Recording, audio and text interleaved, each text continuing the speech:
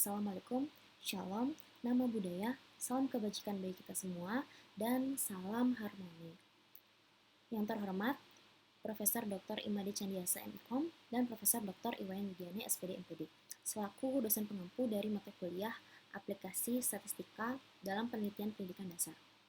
Izin saya memperkenalkan diri, saya Desa Keturantris Priyatnis dengan NIM 2529041081 dari kelas H semester 1. Mahasiswa S2 Program Studi Pendidikan Dasar. Izin saya memaparkan dan juga menjelaskan proses analisis sampai interpretasi hasil sesuai dengan soal yang sudah diberikan dan data fiktif yang sudah saya buat. Untuk soal nomor 1, yakni suatu penelitian ingin membandingkan hasil belajar bahasa Indonesia atau variabel Y dari 3 tipe pembelajaran kooperatif, yaitu STAD, TGT, dan juga Jigsaw, dengan mengendalikan kecerdasan siswa seperti desain di bawah ini. Rumuskan masalah penelitian, hipotesis penelitian, dan hipotesis statistik dari penelitian tersebut. Selanjutnya, uji hipotesis tersebut dengan data fiktif yang dibuat sendiri, dengan minimal 25 data untuk setiap kelompok atau sel, dan data tiap-tiap mahasiswa harus berbeda. Nah, untuk rumusan masalah, yang pertama adalah apakah terdapat perbedaan hasil belajar bahasa Indonesia atau Y antar siswa yang diajar menggunakan model pembelajaran STAD, TGT, dan juga Jigsaw setelah mengendalikan kecerdasan atau X. Yang kedua adalah model pembelajaran kooperatif manakah dari STAD, TGT, atau Jigsaw yang memberikan hasil belajar bahasa Indonesia paling tinggi setelah kecerdasan dikendalikan. Dan yang ketiga, apakah kecerdasan atau variabel X berpengaruh signifikan terhadap hasil belajar bahasa Indonesia atau variabel Y. Untuk hipotesis penelitian, yang pertama adalah terdapat perbedaan yang signifikan pada hasil belajar bahasa Indonesia antara siswa yang diajar menggunakan model pembelajaran STAD, TGT, dan juga Jigsaw setelah mengendalikan kecerdasan. Kemudian yang kedua, terdapat pengaruh yang signifikan antara kecerdasan terhadap hasil belajar bahasa Indonesia. Dan yang ketiga adalah model pembelajaran Jigsaw memberikan hasil belajar bahasa Indonesia yang lebih tinggi dibandingkan STAD dan TGT setelah kecerdasan dikendalikan. Selanjutnya adalah hipotesis statistik. Yang pertama, hipotesis perbedaan antara model pembelajaran. H01 yang dimana mu Y atau mu Y pada variabel STAD sama dengan mu Y TGT sama dengan mu Y Jigsaw setelah mengendalikan kecerdasan, atau tidak terdapat perbedaan rata hasil belajar bahasa Indonesia antara ketiga model pembelajaran tersebut setelah mengendalikan kecerdasan. Kemudian H11 yaitu setidaknya terdapat satu perbedaan rata hasil belajar bahasa Indonesia antara model pembelajaran setelah mengendalikan kecerdasan. Selanjutnya adalah hipotesis kovariat, yakni kecerdasan, di mana H02 yang dimana beta sama dengan 0, artinya kecerdasan tidak berpengaruh terhadap hasil belajar bahasa Indonesia. Kemudian H12 yakni beta tidak sama dengan 0, artinya kecerdasan berpengaruh terhadap hasil belajar bahasa Indonesia. Berikut data fiktif yang sudah saya buat, yakni terdapat 25 sampel, yang dimana variabel bebasnya adalah STAD, TGT, dan juga Jigsaw. Kemudian variabel terikatnya adalah Y, variabel Y atau hasil belajar. Kemudian variabel kovariatnya adalah variabel X atau kecerdasan. Selanjutnya, untuk melakukan analisis olah data, dilanjutkan pada aplikasi SPSS. Nah, sebelum kita melakukan uji analisis, pertama-tama kita harus memasukkan variabel terlebih dahulu di variabel view.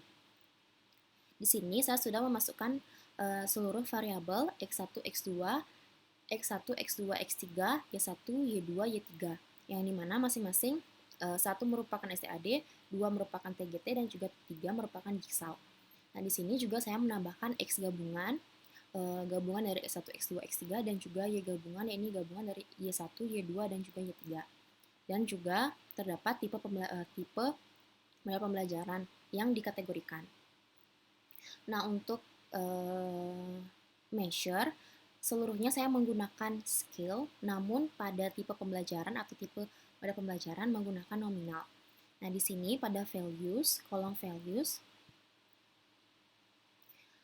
saya mengkategorikan satu yakni model kooperatif STAD, kemudian 2 merupakan model kooperatif TGT, dan juga 3 merupakan model kooperatif Jigsaw.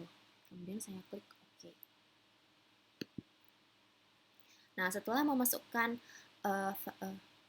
nama variabel di pilihan menu variabel view, selanjutnya kita ke data view. Nah, di sini saya sudah memasukkan data fiktif yang sebelumnya sudah saya buat, di mana X1, Y1, X2, Y2, X3, Y3.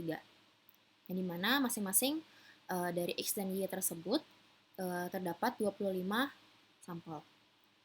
Selanjutnya, di X gabungan dan Y gabungan, sama seperti yang sudah saya bilang sebelumnya, yang dimana gabungan dari X1, X2, dan X3 pada X gabungan, dan kemudian di Y gabungan merupakan gabungan dari Y1, Y2, dan juga Y3.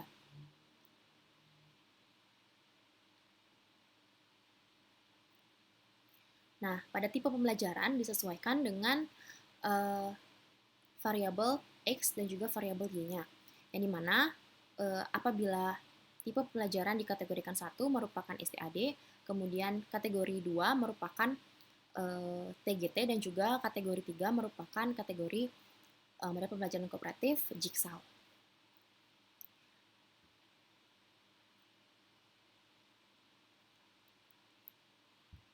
Nah, berdasarkan dengan jumlah variabel bebas, variabel terikat, serta adanya kovariat X, maka analisis yang tepat digunakan di sini adalah ANCOVA atau ANACOVA satu jalur. Nah, sebelum kita melakukan analisis ANCOVA, kita harus memastikan bahwa data tersebut berdistribusi normal. Nah, pertama-tama kita harus melakukan uji normalitas untuk memastikan bahwa data yang sudah kita peroleh atau data yang sudah kita buat merupakan data berdistribusi normal. Nah, yang pertama, kita klik Analyze. Nah, kemudian descriptive statistik, lalu explore.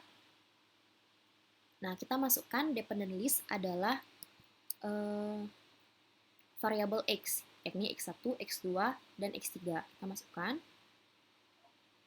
Lalu kita klik statistik, kita centang yang paling atas, continue, plots. Nah, kita pilih yang paling atas, dan juga jangan lupa dicentang normality plot with test, yang dimana kita akan melakukan tes uji normalitas. Continue, kemudian OK.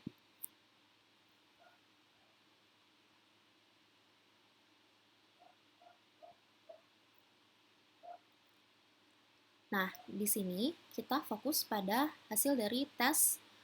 Oke, agak telat. Agak lambat. Oke, kita fokus pada uji normalitas. Nah, di sini terdapat dan terlihat bahwa taruh signifikansinya itu lebih dari 0,05. Sehingga dapat disimpulkan bahwa data tersebut berdistribusi normal. Nah, berikut.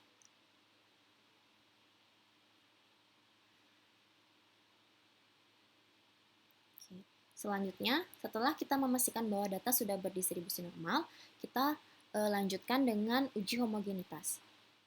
Dengan cara diklik Analyze, kemudian Compare Means and Proportion, kemudian One Way ANOVA. Kemudian kita dependent list-nya kita masukkan Y gabungan, kemudian faktornya kita masukkan tipe pembelajaran yang sudah dikategorikan. Oke.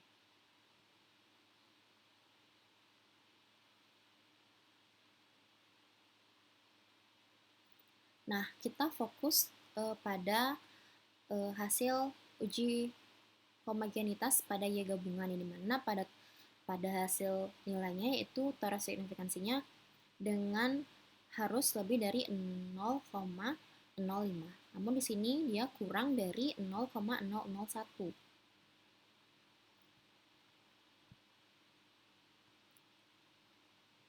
Nah, setelah dilakukan uji homogenitas, diperoleh signifikansi di sini adalah kurang dari 0,05. Jadi, maka data yang sudah saya buat tersebut tidak homogen, sehingga asumsi uji homogenitas ini tidak terpenuhi. Maka saya harus menggunakan uji lanjut atau post-hook test, yakni dengan menggunakan James-Howell. Jadi setidaknya untuk kita mengetahui pasangan atau kelompok mana yang memiliki perbedaan yang signifikan.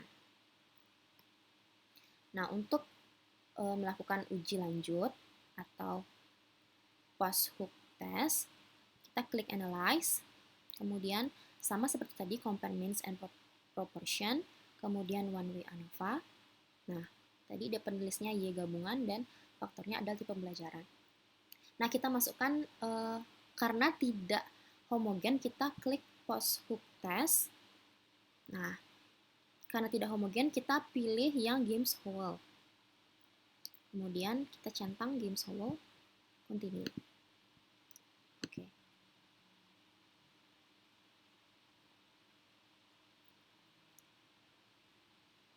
Oke.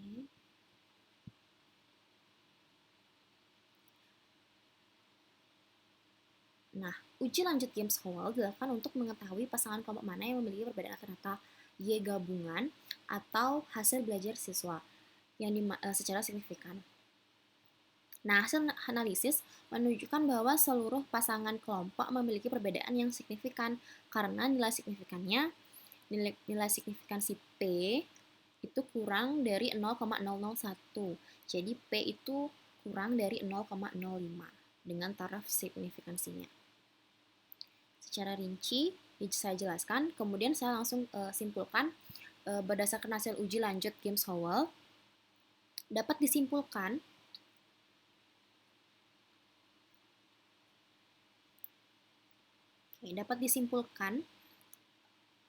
bahwa model pembelajaran Jigsaw memiliki nilai Y gabungan tertinggi, kemudian diikuti TGT, dan yang paling terendah adalah STAD.